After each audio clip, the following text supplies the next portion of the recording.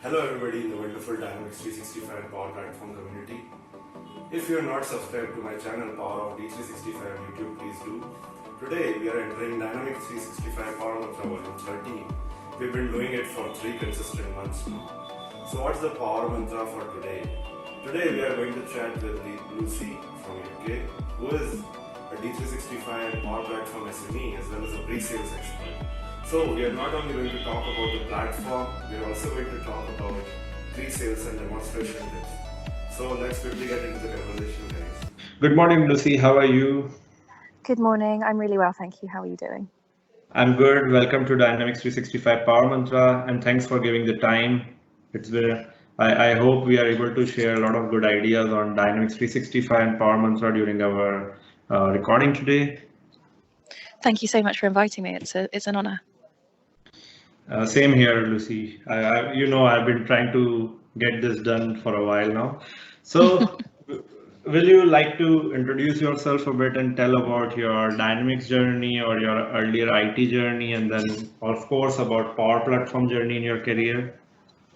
Sure, yeah. So my career in IT really started when I was in my very early 20s. I used to be a teacher. I used to teach English as a foreign language, and then I got invited to work for an organisation in the UK that specialised actually in technology for people with acquired brain injuries or with disabilities. So it was my job to make sure that they got the right technology that needed to try and get back to work. And then that organisation also specialised in Office 365. So I had experience in implementing Office and all of the wonderful features that came along with Office 365 right in the early days. So when it had just converted from BPOS or Business Productivity Suite all the way into Office 365. So I did loads and loads of kind of first line IT support for our Office 365 customers.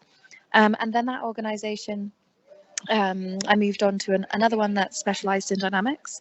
Many of my customers in my previous business had Dynamics, and it just felt like the right move really to go into the Dynamics world. So I started with Dynamics version 4. So way back in, when was it? I think 2010, 2011 from memory. I think it was late 2010.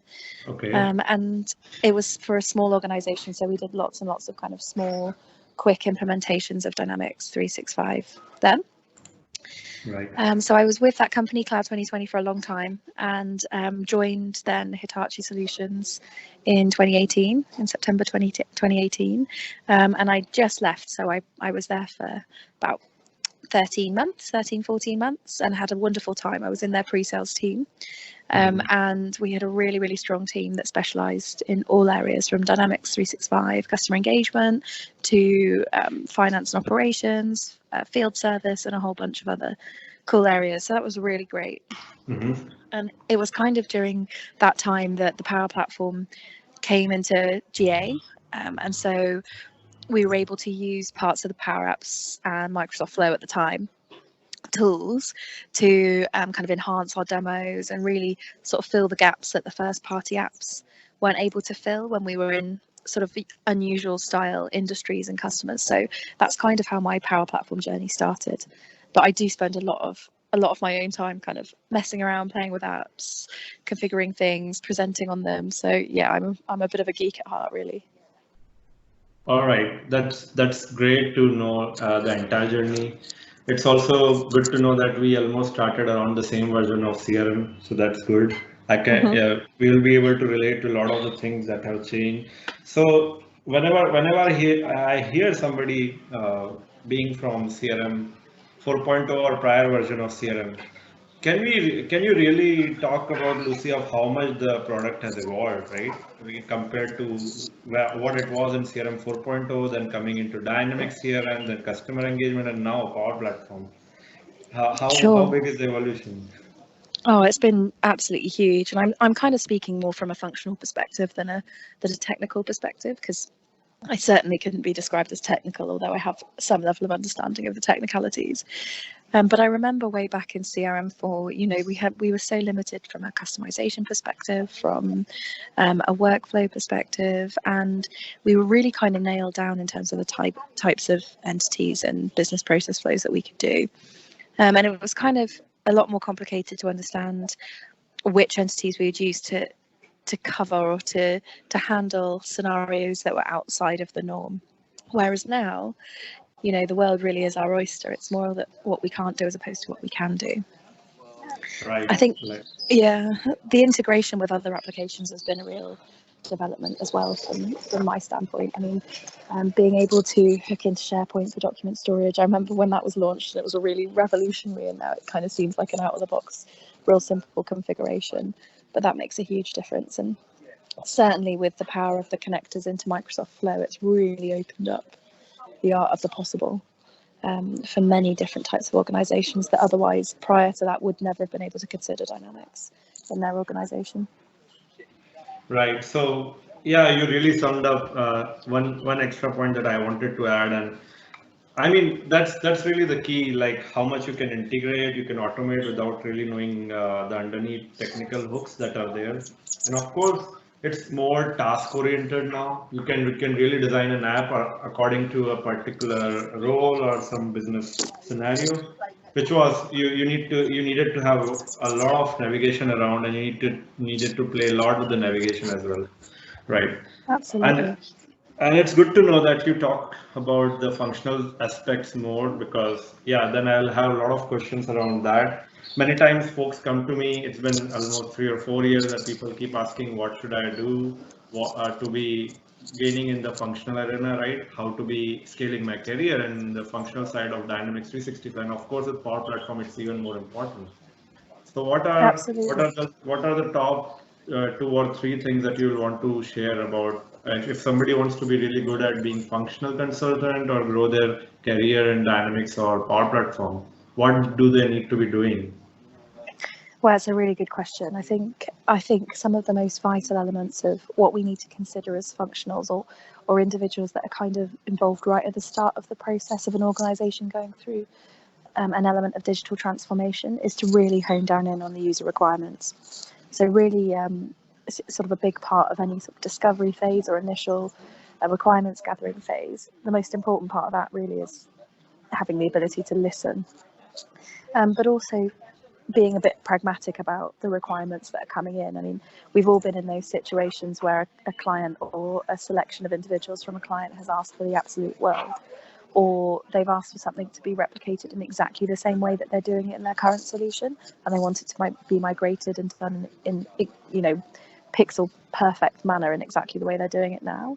And I think it really is our responsibility as functionals is to be able to manage their expectations, relate the requirements that they're requesting into the best parts of the platform that we know will satisfy their requirement, and then play that back to them. And then, because, you know, ultimately no one likes change, right? So all these individuals that are going through this requirements gathering are probably nervous and, you know, feel perhaps as if the rug's being pulled from beneath their feet.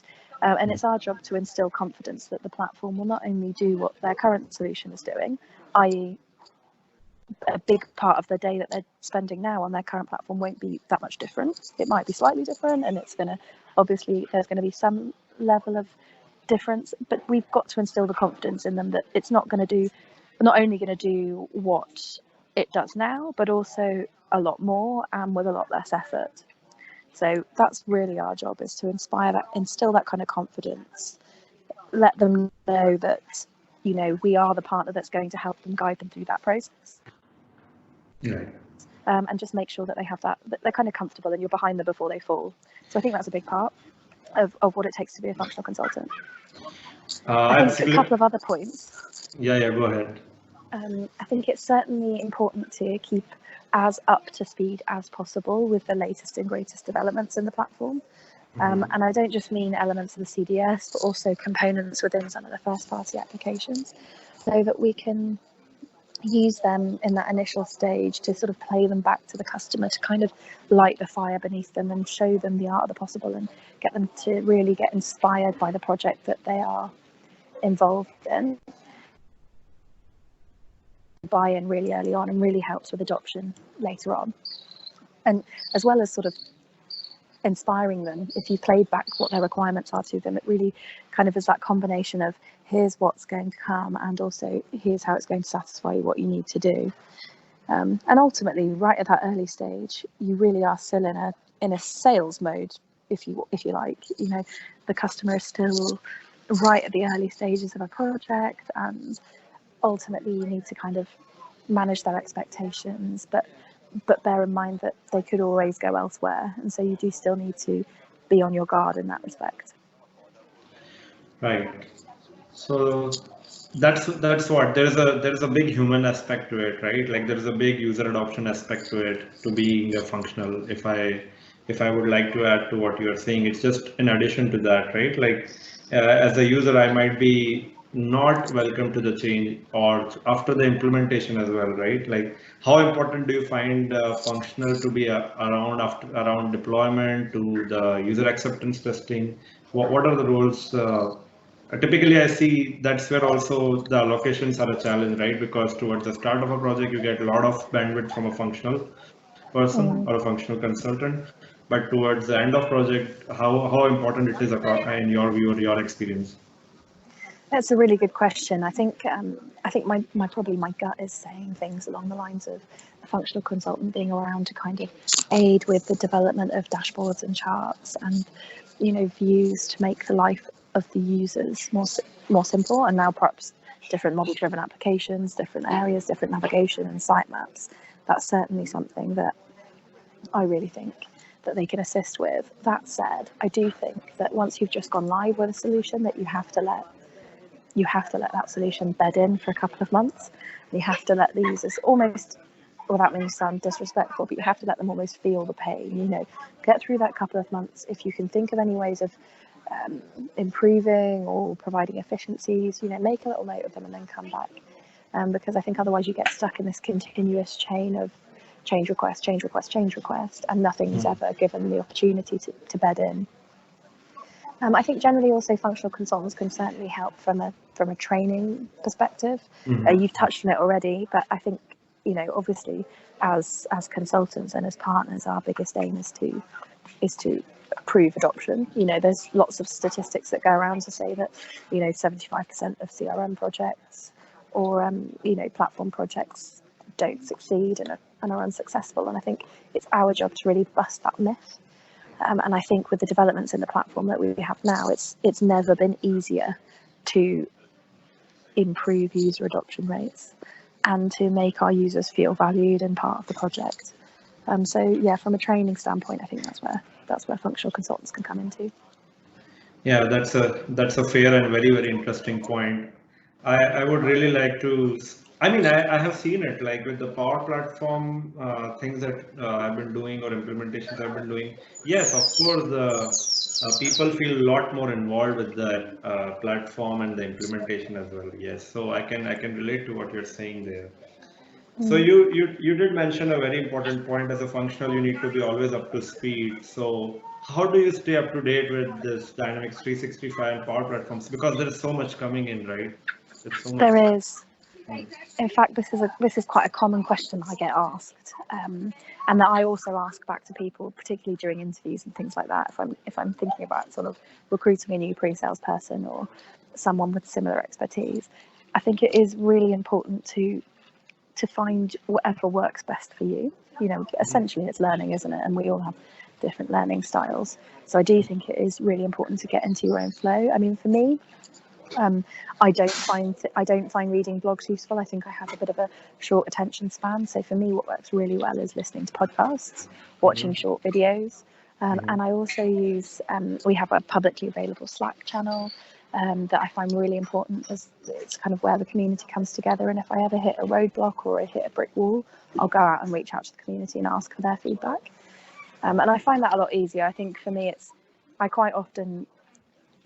don't really do a huge amount of self-learning. I'm quite inquisitive by nature. So if I'm building a demonstration or I'm putting together a presentation for a user group or a summit or something like that, and I hit a brick wall, I'll go out and ask, and then I get a whole bunch of different suggestions or fixes or whatever. And that will be how I learn. I know others learn slightly differently. I do take a lot from in-person trainings, so I do go to a lot of sort of evening user groups and the Power Platform summits and world tours and things like that if I can.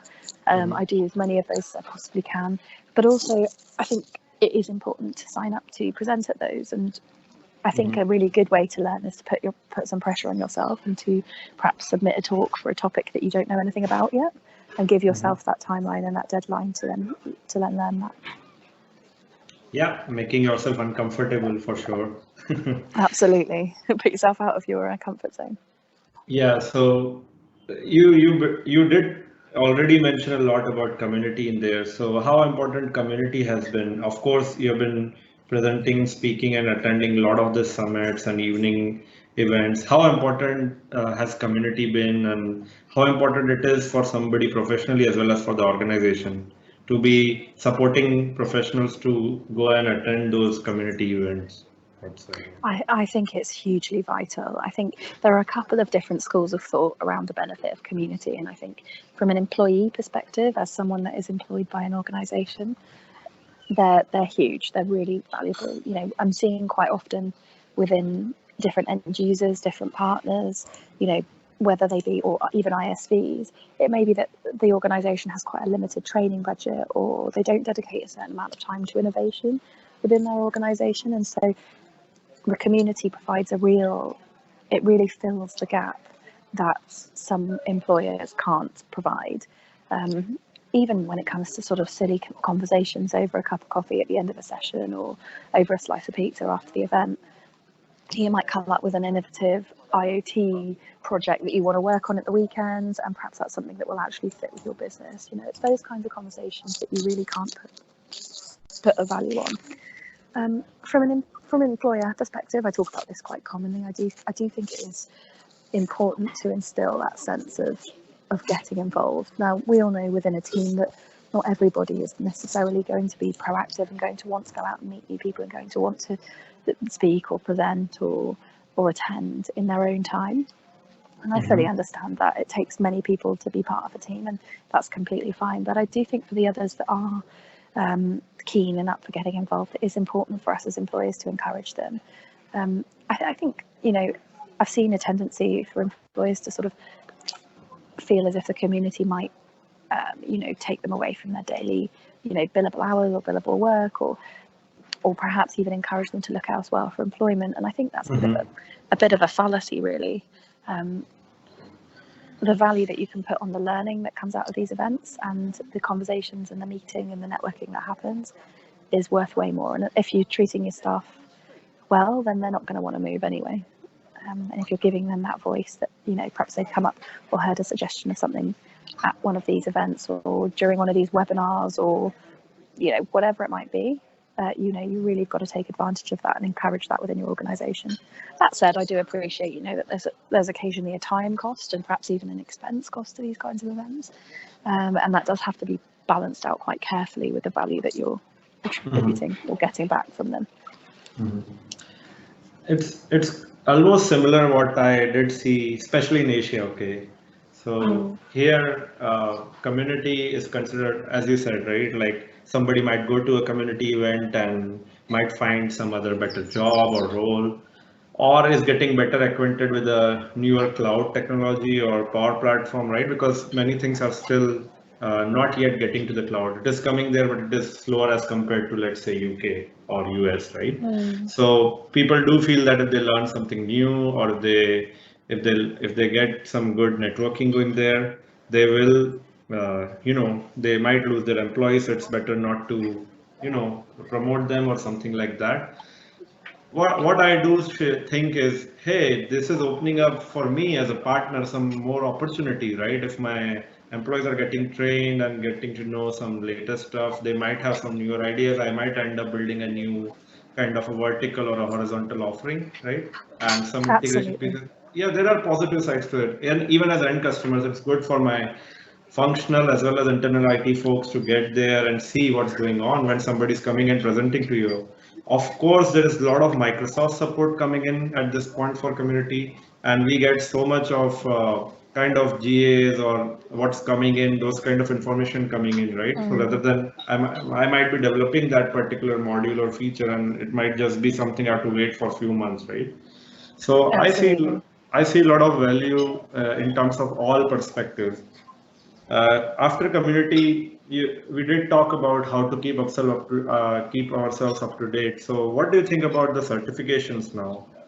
Are you a huge supporter of certifications? Oh, do you know what? I think I used to be, for sure. I think they used to be really quite vital. I do think that the changes to the certifications have been really, really well thought out.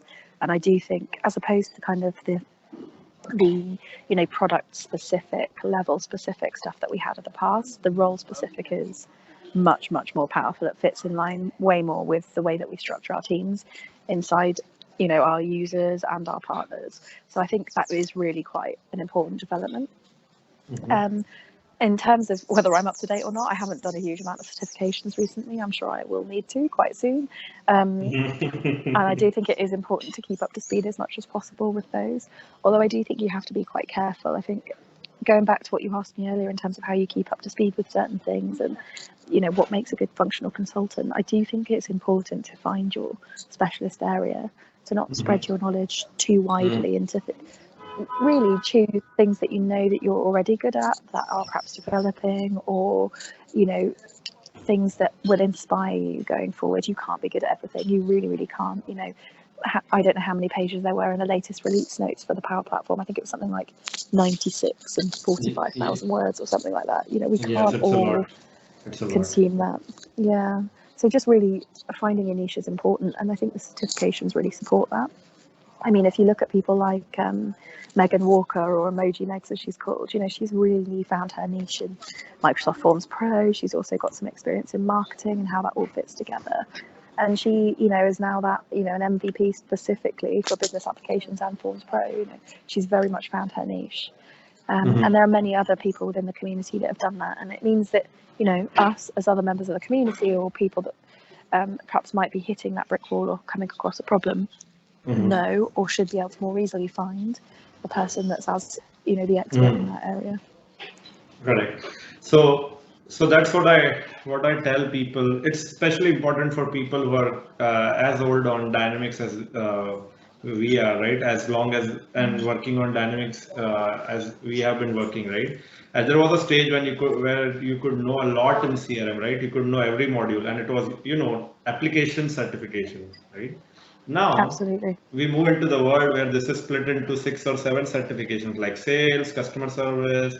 You still don't have one for PSA, and there are heads with you can just be a PSA expert, and that's your niche, right? So I always recommend people you should pick your one or two within customer engagement or unified operations. You can also do it in Power Platform, because it's extremely difficult to do everything, right? You have to find your right mix, and then when the need be, you can look to community or other resources or other people within Microsoft circles to give you the relevant information, because it's going to be very, very difficult. The product has really evolved and expanded, right? So Absolutely. so I totally agree to your point, not only for the functional folks, even for like techies, right? Like I would rather say that if you're ending up going and doing some sales implementation, it's a good point to do your sales certification at this stage. If you're doing field service, why not go for the field service certification now, right? Exactly. That's the way you can scale. I mean, for me personally, the target is MB 600, right? Whenever it comes out, that's as simple as that. But it's difficult. I know how difficult it is getting, right, to clear all those. And there are people like Chris. Chris has cleared all of them. It's very, very difficult, to be very honest. And the exams have really improved. They have sections, they have case studies, a lot more than, but they are really practical and hands-on oriented. So that's the part I like about certifications. And then yes, you Absolutely. can then yes you can use that knowledge, of course. So yeah, that's the point which I wanted to share, and definitely you shared a very interesting perspective towards you should look for your niche, right? You cannot think about doing everything at one point. You're gonna forget it, right? You did mention about the new Power Platform guide, right? Let's talk about licensing guide next, right? Thank you. I've been waiting. So if that guide is 96 pages, what is your thinking about that licensing guide? I do traverse a lot of my daytime during work hours going through that licensing guide again and again from different perspectives. I think you would be as well going through that again and again when you are discussing your implementation. What do you think about licensing guide and what's your suggestions there, Lucy? It's a really vital point at the moment, particularly with the change that's come in recently. I mean, I'm by no means the expert on licensing, and I did recently see a presentation from a member of the community, Joel Abbott, who's really up to speed and has really consumed the entire guide and kind of translated it into words that make sense. So I would really encourage the listeners to go and check out his presentation, which he has shared via Twitter. He's kind of taken a licensing guide and turned it inside out and made it just much more easy to consume. But I think from a top level perspective, I do think it is really vital to have at least a basic understanding of the new licensing, because it really can, from a technical and functional perspective, adjust the entire architecture of how you might deliver your current project, or how you might deliver new projects, or how you might adjust your in-flight project, or even your current solutions.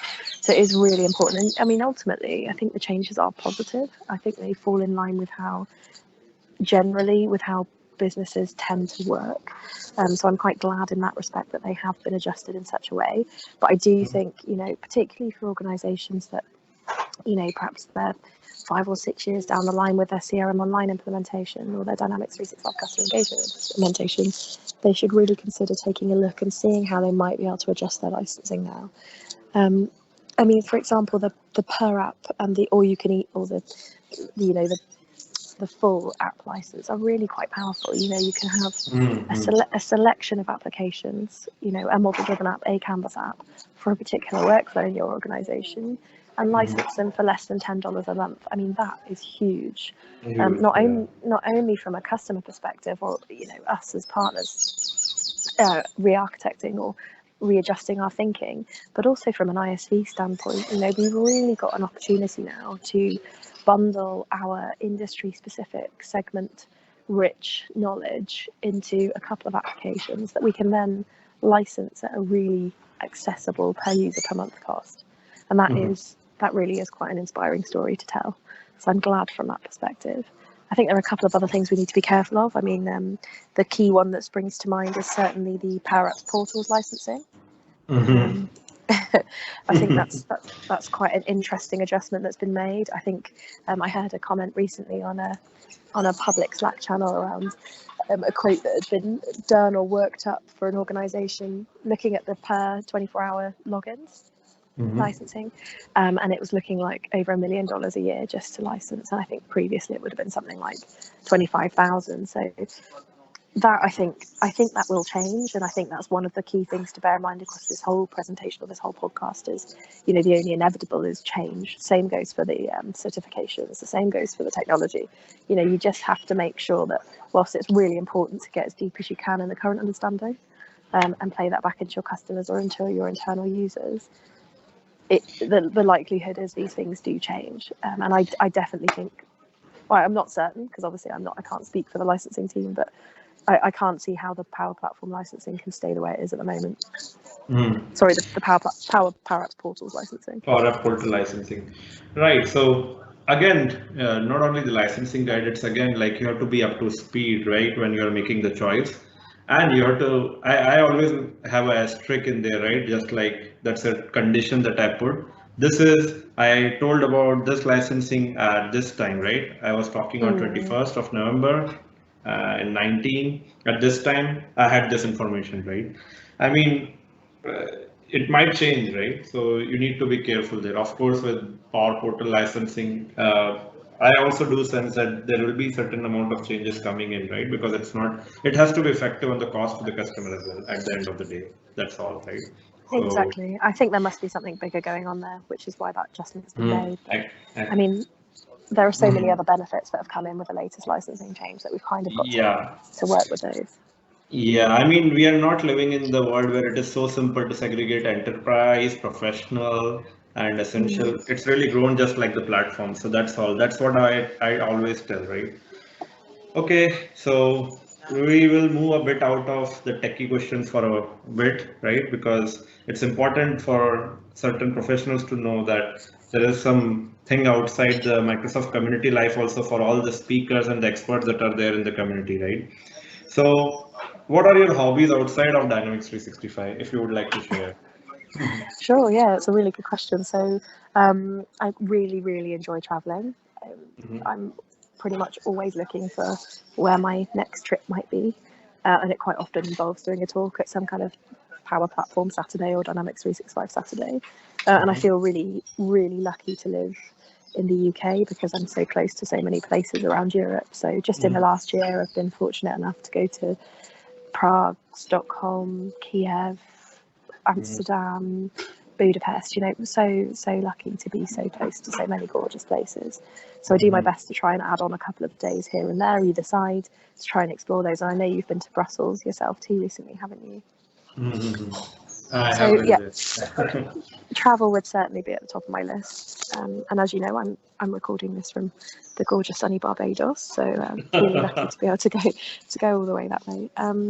I think aside from that, I'm a keen dancer, so I take jive dancing lessons if I can when I'm at home, which is really, really good fun, and it's absolutely great exercise. So I really enjoy that. The music's wonderful as well. And then aside from that, probably just socialising with my friends. I'm lucky enough to have a really lovely group of friends, both based from where I live and also as part of the community. So I spend a lot of time hanging out with them, chatting. As you can tell, quite easily pleased with chatting. Next thing, what is your favorite D365 expert, which you remember reading, seeing for the first time? Which one? Oh, I think probably one of the original experts that I really engaged with was Scott Giroux. Scott's a big, you probably know of Scott. He's massive in the UK community, but also in Europe, and has really great content on his YouTube channel. He did a really great video with one of my other favourite community contributors, Sarah Lagerquist from Scotland, on low code, no code, and that really was quite. But he was certainly the first person that resonated with me, and has obviously been a really big player in the Dynamics world for a very long time. So I think I would say he's probably one of my top community contributors.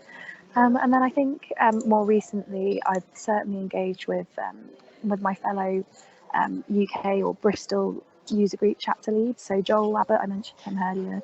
He's been on the Dynamics or part of the Dynamics channel for a long time now, but he's only recently started sort of posting, and he's just brilliant. And the way that he can break down a subject, a bit like Scott actually, the way he can break down a subject and then present it back in really simple terms. I'm a bit of a simple soul, so it's really important for me that it's words of one syllable and nice and clearly presented. So yeah, Scott definitely, and Joel, and then there's obviously the key people like Will Dorrington and Kyle and Chris Huntingford, who are part of those Dynamics guides, which I know is just about to go through a rebrand. So they play a huge part in that.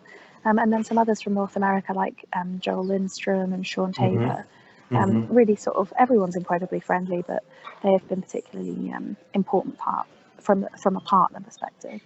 And then there are some really key individuals, end users, that I've engaged with quite recently, who have really seemed to have escalated quite quickly. So I've already mentioned Keith. Keith Watling from Arriva Buses. He's one of those people that will stay up till 2:00 in the morning and help you build out an app for a demonstration and not want any thanks for it, or any credit. He's just so passionate about this topic. And then there's the likes of Lee Baker from Metro Bank, Anna Demony who is also currently having a bit of a timeout, bit of a sabbatical away from work, are all prepared to sort of take some time out and spend some time chatting with you through processes and really help you out. So yeah, I can't thank them enough for their input. Yeah, so there are so many names, guys, which you can, I can share. Some of them are really key people if you really want to look at Dynamics. If I look back a decade, yes, some have been around as long as that and even before. We would never have been able to edit a ribbon button probably well without Scott, right? Like, I don't know, when there was nothing on the ribbon tool which Scott built. It used to take 8 hours. We used to build 8 hours to make a button, just make a button. All right. Exactly. So see, that's the impact he has had on even the tech community. So I totally second with all the experts you're sharing, and that just tells volumes about how much of experts you can interact with and work with, and that's what makes you an expert as well. So Lucy is herself an expert, right? If you ever have to talk about pre-sales, you can talk to Lucy and she'll be able to guide you. And I think I have already talked about pre-sales, right? Anybody who's trying to get into pre-sales and what you're looking at when you're talking about pre-sales in Power Platform or Dynamics 365. Have I? Yeah, I was really lucky to actually be invited onto Mark Smith's podcast recently, and I spent about an hour talking about the benefits of pre-sales and why you might want to start getting involved and what the best things are to do to get involved. And I think, I mean, ultimately, there's no degree course for this, or there's no kind of traditional educational route. I think that's the one thing that's quite key. You know, if you ask anyone in our industry where they've come from, no one's taken the same path. But I do think from a pre-sales perspective, it's important, as well as some of the technical capability, is to have a really good understanding of. I mentioned it earlier from a functional standpoint, but have a really good open mindset into what the client is looking for, and kind of put yourself in their shoes. So really try and understand what this inevitable change or adjustment to their day or to their business through digital transformation is going to be like. So have that level of empathy right from the start. And then I think also important, I mean, as part of that is to really do your research. So really try and understand what makes that organization tick. And that's not necessarily just from a technical standpoint, i.e., you know, they might have a problem inputting data. Okay, so how can we make that easy for them? But also how perhaps they're funded, how their organization is structured, so that you know the individuals that you're going to be needing to point each question at or really look at and engage with when you're going through that sales process. So really try and understand that sort of financial and organizational structure to help guide your conversation. And in terms of getting experience for that, I don't think, as I mentioned, there's not really any traditional courses you can go on or degree programs you can take. I think it's really important to have quite a varied background. I mean, while I was working during my time at Cloud 2020, we were a fairly small organization, so I was really fortunate that I had lots of experience across the whole business. You know, I developed, you know, marketing plans and did training programs and did customer service and even functional and a little bit of technical at the time. So that really helped me to, you know, as I mentioned, walk in the shoes of each individual within the organization. So you have a really good understanding. And particularly as well, I think it's worth bearing in mind and mentioning the commercial side of things. So it's all very well understanding what makes a business tick and putting together a decent demonstration and selling them the dream, but you have got to have that understanding of commercially how that's going to then be played internally within your organization or back into your business. So, you know, you're going to need to know sort of rough estimates and, you know, rates and who the key players internally are to get this particular opportunity or project over the line. So there's all kinds of personalities that take part in the sale that a pre-sales person needs to interact with, and it's important to know that. Almost more important to understand the key relationships internally as it is with the customer. Right. Yeah. So yeah, huge amount of tips from a pre-sales perspective. I could go on. Yeah. So I'm very interested. So I do know that with Mark's podcast, you would have talked at length about this, but this is a good summarized version of that, I hope. And these are the key points in terms of you need to know the right stakeholders. It's a people thing as well, right? You need to feel the pain of the people who are trying to do that transformation, of course. Anything else that you would like to add, especially with respect to demonstrations? They are very important, right?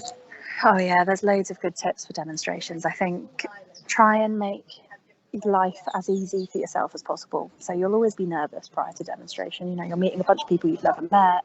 You're, you know, being put up in front of those individuals that you've really got to try and impress. So you'll, you know, I generally never used to sleep much the night before, or I wouldn't eat before because I always feel that pressure. And if you don't feel that pressure, then you're probably not in the right job, and you're probably a bit too kind of content, let's say. So, you know, it's okay to feel like that, and you come out feeling like you've earned your gin and tonic after you've done your demo, that's for sure. But I think as in terms of making life easier, always have if you're perhaps demonstrating some kind of process, always have a new tab open for each stage of that process. Don't rely too heavily on the Wi-Fi or the tethering. Your internet might be down. Make sure that you've kind of got those processes open and ready to go. And I think importantly, and people are going to laugh at me for this one, but your demo doesn't have to be production ready. So if there's a point that you're trying to get across that will highlight or fix a key problem that your organization is facing, or that your customer's organization is facing, but you haven't got time to perhaps build the whole process out, don't be afraid to kind of put together a process that's similar, that demonstrates that point, but isn't, doesn't have to be production ready. For example, it might be that, they want to, a certain part of the sales process, they might want to send a text message to the customer with the amount of time it's going to take them to deliver that product, for example.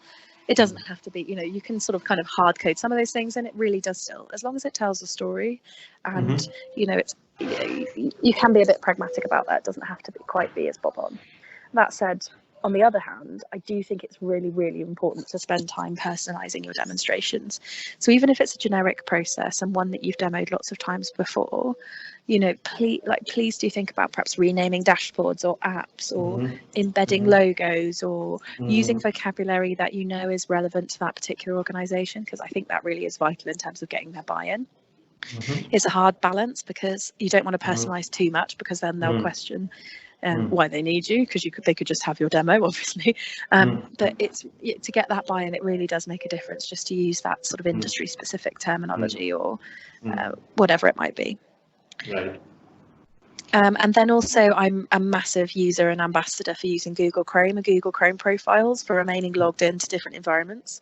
It makes life so much easier, so you're not wasting time during your demo getting clunkily getting logged in and struggling in front of the client and fumbling. It's just keep yourself logged in, have your different profile open, and importantly also do put your computer on do not disturb, or turn off notifications, so that no embarrassing pop-ups come up during your demonstration.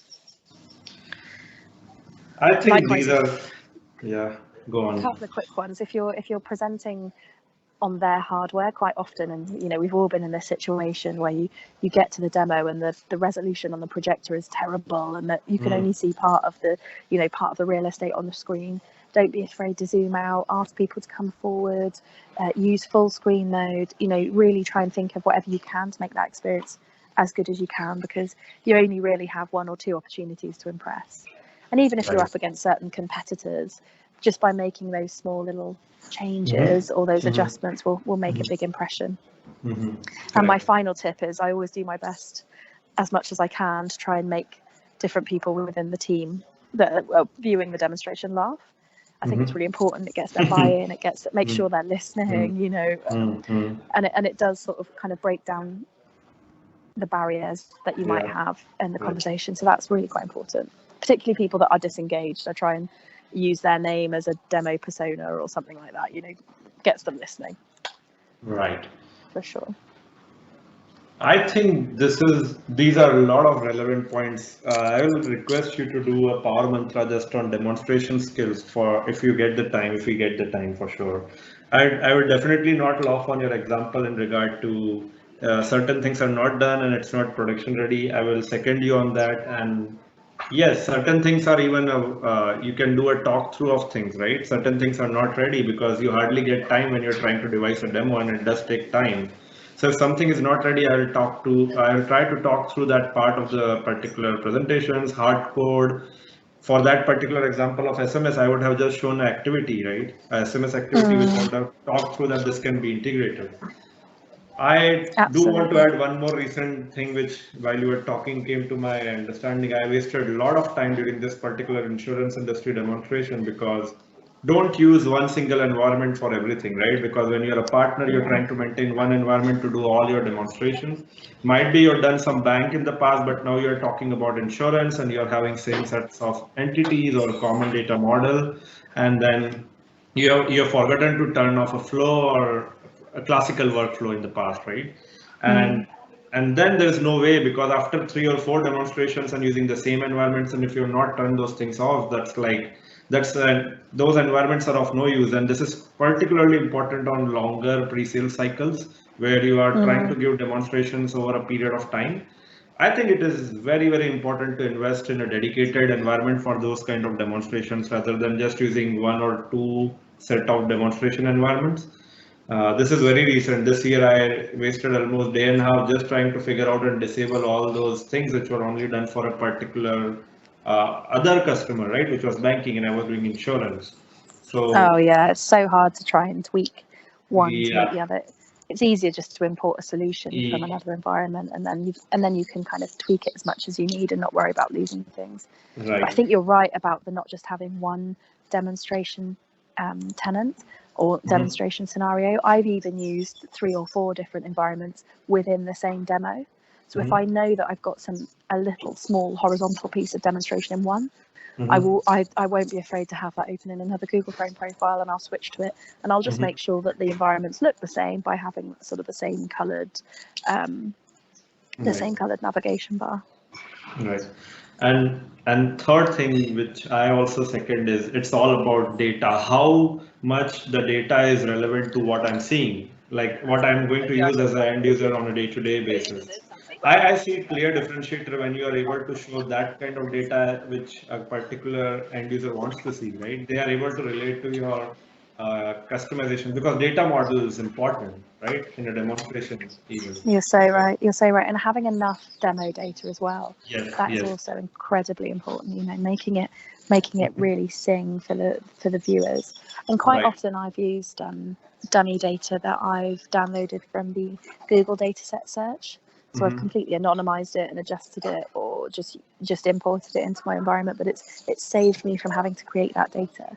And then I very much do save that data elsewhere and then re-import that so it's live and it's fresh and it's up to Right. date in new environments. But you're quite right, it's so important to have decent data that's familiar to the individuals. And I will quite often include sort of contacts or accounts of Yes. organizations or prospects of that prospect I'm going to see, so that you quite often then see them peering into the screen, so because they relate and it's completely relatable to them. Yes, like I'm doing a long part of my job nowadays is dealing with different kinds of regions across the globe, and the data as simple as contacts can vary, right? And people are able to relate to those things, right? It's really a differentiator, to be very honest. So those are all the tips that we can share. It does need, I think it can have a power mantra of itself, but we'll talk about that when we get the bandwidth. And uh, those are really, really important pre-sales and demonstration skills that you shared there, Lucy. So thanks for that. Yeah, and I think my final point is, we're talking about this in the concept of pre-sales, but this could equally translate into internal demos or training sessions. They're certainly not just from a pre-sale standpoint. General, like you say, presentations. I'd be more than happy to get involved in another podcast on the things I've found beneficial in the past, for sure. Right, definitely we'll do a follow on to this. I do a lot of training, so I can again agree to that totally. It's very, very important to be able to utilize all these things. And of course, in trainings you have to do certain extra things because you're trying to cover all the features, right? In a particular demo, you might not be done with all the things that you wanted to show, but in a training, you have to be very hands-on and you have to be very spot on to the mark and the timeline and everything.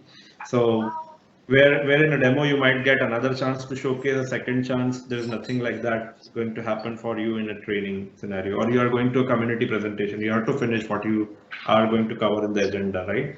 Absolutely. I've seen some sessions which were not completed, and it's really like it doesn't feel good, right, as a presenter or as an attendee at that No, point. So it has to finish off on time, so you have to do a good timekeeping as well, even on a demo as well as a training, right? absolutely, you're quite right.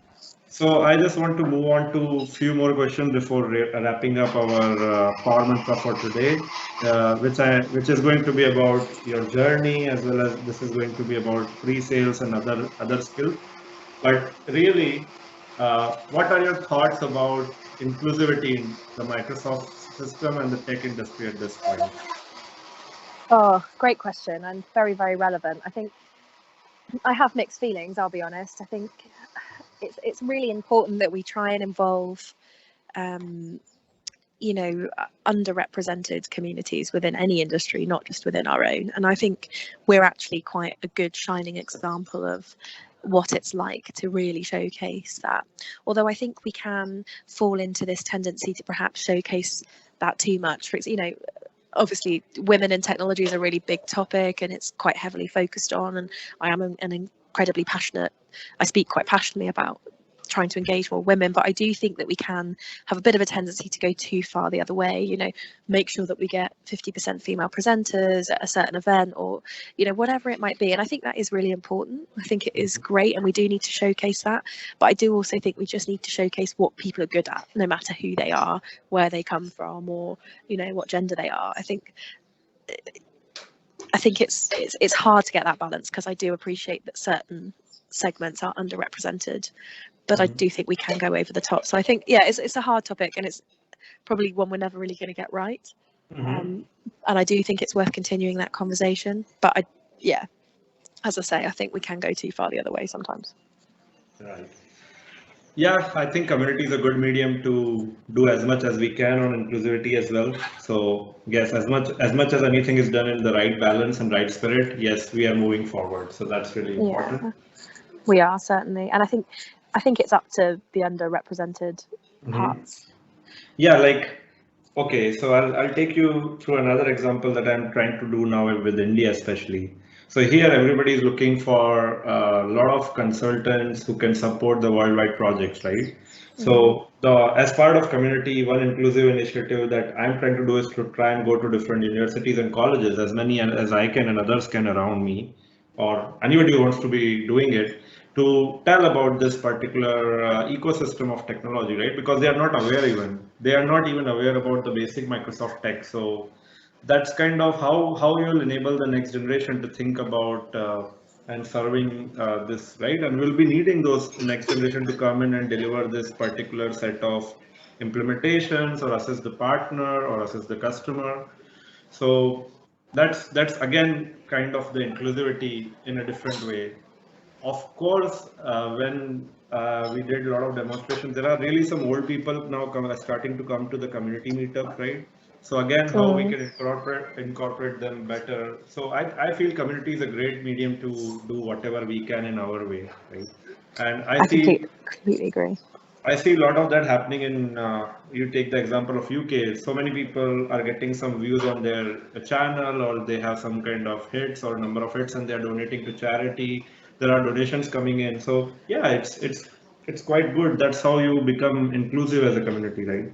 I really second to that this is a good progress to what used to be there.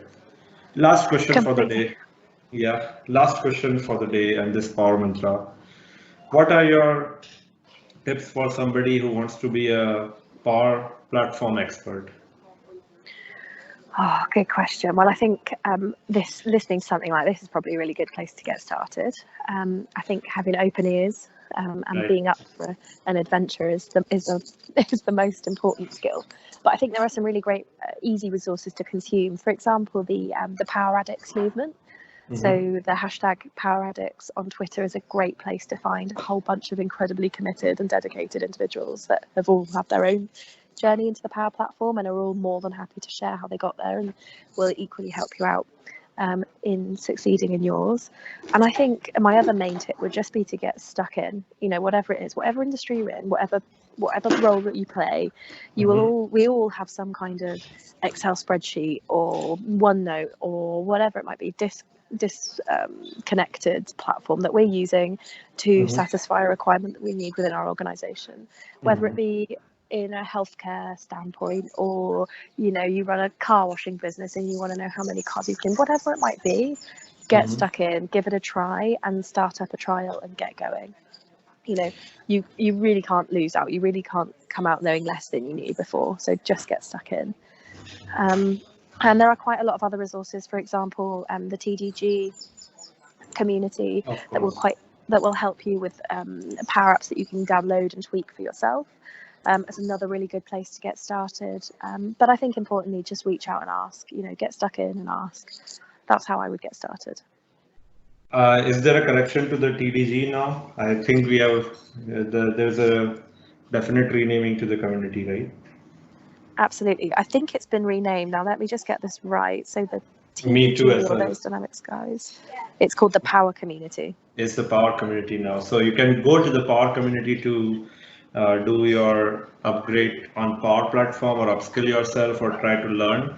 You can always go to the hashtags that Lucy has mentioned as well. Of course, feel free to reach out, and as soon as anybody can help, we'll try to help you out as well. Microsoft Docs, another good medium to have a Oh start. yeah, quite right. Good shout. I always forget about that one, but that is really, really Right. good. Yeah. So that's all. I mean, that's some good resources to start get going with the Power Platform. Thanks for the Sure. time, and I hope you have a great holiday there in Barbados, and hope best of luck for your next journey. You are soon going to be starting another journey in your career, so best of luck for that as well, Lucy. Thank you so much, and thank you so much for the invite. It's been a real pleasure. Same here. Thank you for watching this Power Mantra. If you have any of the needs on Dynamics 365 Power Platform, Azure, Office 365, any of the other needs on web development or mobile app development, please get in touch with us here at Dynamics. Thank you. Power 365 as usual, guys.